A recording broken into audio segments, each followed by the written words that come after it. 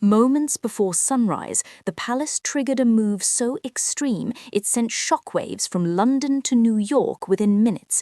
A single internal order, signed overnight, cut Sarah Ferguson out of the royal system entirely. No warning, no transition, no second chances. And the real reason behind this break wasn't what the public thinks. It wasn't Andrew. It wasn't old scandals. It was a hidden issue the past has been tracking quietly for years, one that finally hit its limit. And here's the part that almost no one outside the inner circle understands. The real trigger for this overnight severing didn't begin with public outrage or political pressure. It began with a series of subtle internal warnings, quiet tensions inside royal offices, and a pattern of risks the monarchy could no longer afford to ignore. If you want to know the full truth behind why the palace acted so abruptly and what Sarah is preparing to do next, make sure you stay with me, because this story only gets more intense from here. Before we dive in, take a second to subscribe and hit the like button. For most viewers, the November announcement felt sudden. But inside the palace, the pressure surrounding Sarah Ferguson had been building quietly for years.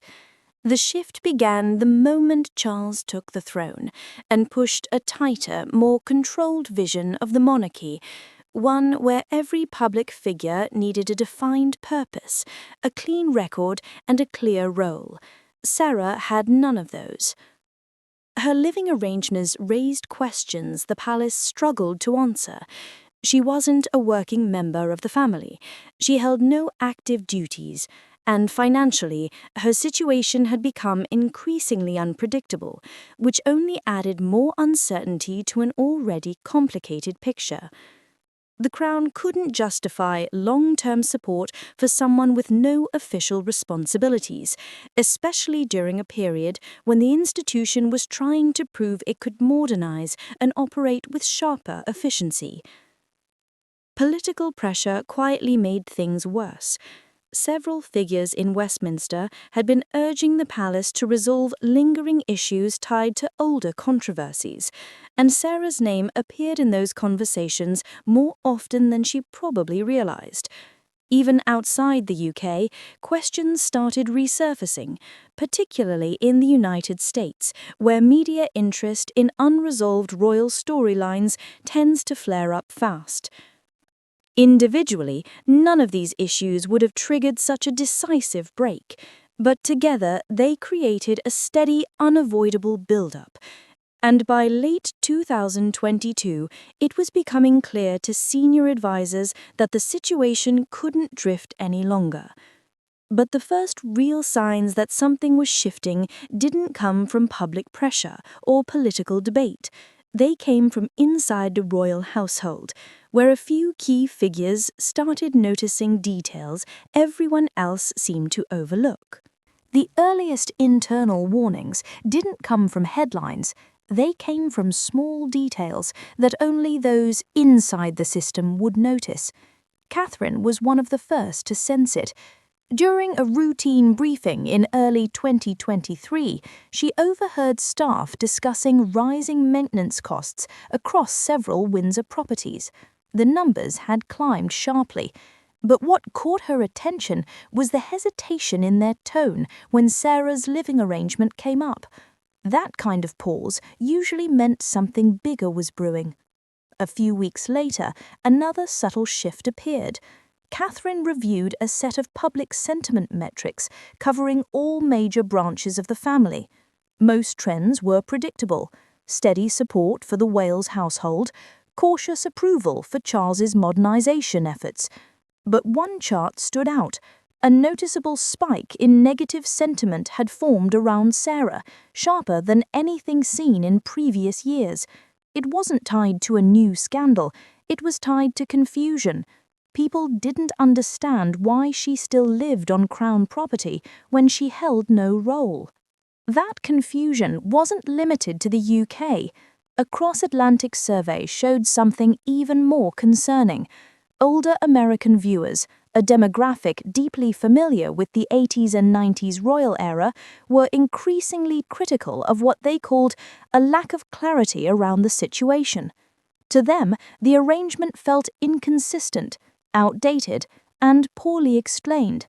And once a narrative like that gains momentum in the US, palace strategists pay close attention.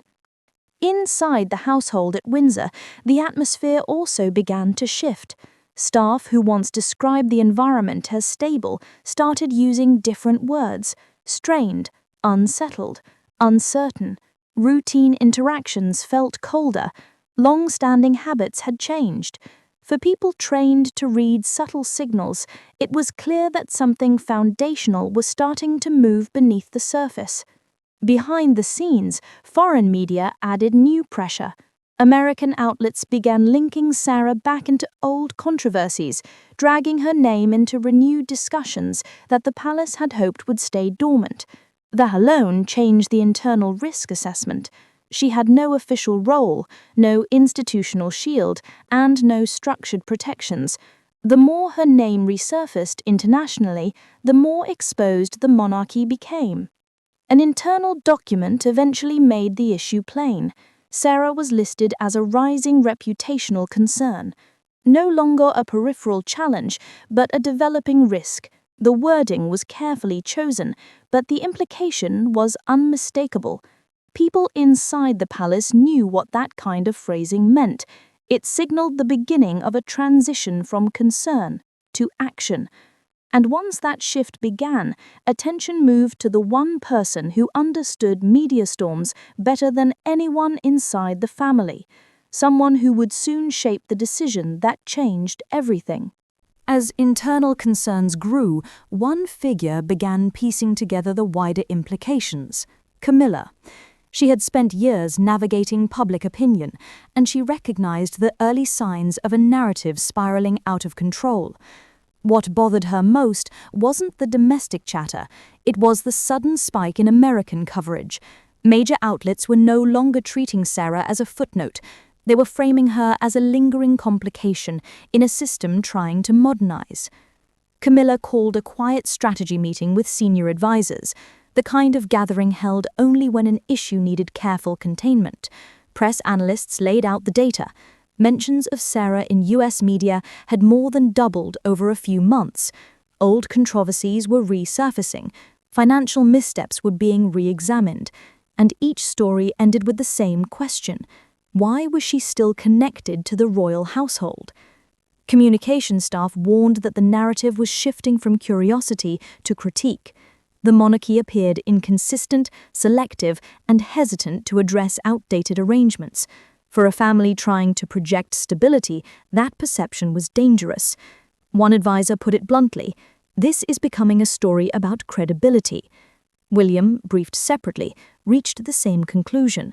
He understood that the institution's future depended on clear boundaries and fewer complications. Anything that looked like preferential treatment, especially for someone with no official role, threatened that clarity. His stance was careful but unmistakable. The situation needed resolution, and soon. Meanwhile, the palace's crisis managers reviewed long-term patterns: financial instability, media unpredictability, renewed international interest. None of it suggested things would calm on their own. The question shifted from whether action was necessary to how quickly it needed to happen. Drafts of a formal announcement were prepared in the background. The language was deliberately neutral. No emotion, no personal implication, just a procedural update about support structures and future arrangements. But behind the calm tone was a decisive message. The palace was drawing a line.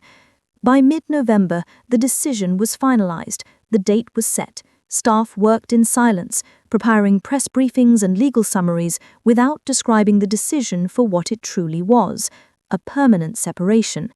And while those preparations unfolded behind closed doors, Sarah herself was about to face the full impact of a move she never expected to land this hard, this fast, or this publicly.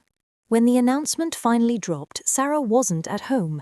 She was sitting alone in a quiet London hotel room, having sensed a shift but still unsure what form it would take. The moment the official palace header appeared on her screen, she froze. The wording was brief, polished, and unmistakably final. No housing support, no transitional arrangements, no path back. What struck her wasn't the decision itself, it was how cold the message felt. No acknowledgement of her years of public work, no sentiment, just a clean break, delivered without a single personal note.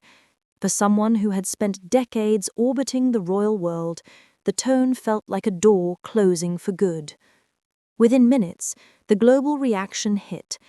News outlets resurfaced a wave of old issues, abandoned ventures, unstable finances, questionable associations, and years of fragmented attempts to rebuild.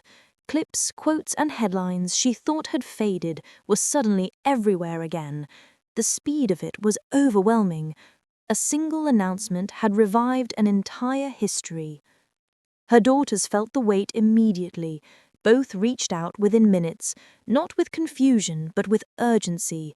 They had already taken steps weeks earlier, arranging temporary housing abroad, securing privacy, and preparing documents, just in case the decision landed exactly like this.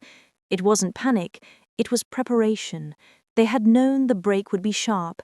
Inside the palace, however, relief wasn't the dominant emotion. Caution was. Sarah's unpredictability worried senior staff. She knew details, relationships, and moments the family preferred stayed quiet. They also knew her financial instability made her vulnerable to book deals, interviews, or partnerships that could push the story in directions they couldn't control. And yet, for Sarah, the shock wasn't about the media or the consequences. It was the realization that she was no longer connected to the institution in any meaningful way. No structure, no role, no expectation. Just a sudden vacuum after decades of belonging, however imperfectly, to something larger. But while the world watched the emotional fallout, the palace was already navigating the next phase, a stage far more complicated than public reaction. The real shift was only beginning, and it was entirely legal. Inside Buckingham Palace, the announcement wasn't treated as a scandal, it was treated as a structural correction. Within minutes of the public release, legal advisors gathered to review the implications. Their conclusion was simple and absolute. Under current rules, there was no mechanism for reinstatement. The separation was final, not symbolic. Housing arrangements were addressed next. Administrative teams confirmed that support tied to Crown properties could not continue in any form. Without an official role or defined duties, Sarah no longer met the criteria for ongoing accommodations. The decision wasn't personal, it was procedural. The same standard applied across the modernized system. Security considerations shifted just as quickly. Without a royal affiliation, protection would now fall under private arrangements, not public resources. This raised immediate logistical concerns. Renewed global attention meant increased visibility, and travel to certain regions, especially countries cooperating closely with ongoing investigations, would require far more caution than before. Meanwhile, communication advisors monitored the response. They noted the usual spikes in commentary, but they were also watching for something else, signals that Sarah might respond publicly. Interviews, memoirs, partnerships, any one of them could reopen sensitive chapters the palace preferred closed. It wasn't fear, it was calculated vigilance. Her daughters continued managing the practical fallout from the outside.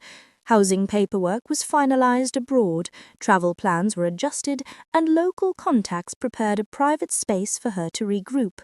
The goal wasn't isolation, it was stability, something she had lacked as the situation tightened around her. By evening, the palace had settled into a steady rhythm. The decision was treated not as a crisis, but as an administrative endpoint. Support structures were disengaged, legal boundaries were locked. The institution had drawn a firm, unambiguous line. With that, a long chapter closed, and for Sarah, the next step would no longer depend on palace decisions. It would depend entirely on what she chose to do with the freedom she hadn't asked for, but now had. By the end of the day, one thing was clear. This wasn't a temporary adjustment or a quiet reshuffling. It was a full break, final, deliberate, and aligned with the monarchy's new structure. Sarah had spent decades moving in and out of public favor, rebuilding, recovering, and trying to steady her place in a system that was rarely steady to begin with. But once the palace decided to redefine its boundaries, her future could no longer depend on old habits or lingering connections. The separation closed a long chapter, but it opened an equally uncertain one. Without the framework of the royal world, Sarah now faces a path shaped entirely by her own choices. No titles, no provisions, no institutional safety net. Just the opportunity and the pressure to rebuild on her terms. And for the monarchy, the decision marks another step in its effort to streamline, simplify, and protect its image in a far more demanding era. What comes next will depend on two forces moving in opposite directions, an institution looking forward and an individual navigating life outside its shadow for the first time in decades. The next move is hers, and whatever she decides will shape the story far beyond today's announcement. If you want to follow every development in this unfolding chapter and see the deeper stories behind the headlines, make sure you subscribe, hit the like button, and turn on notifications. There's much more ahead, and you won't want to miss what comes next.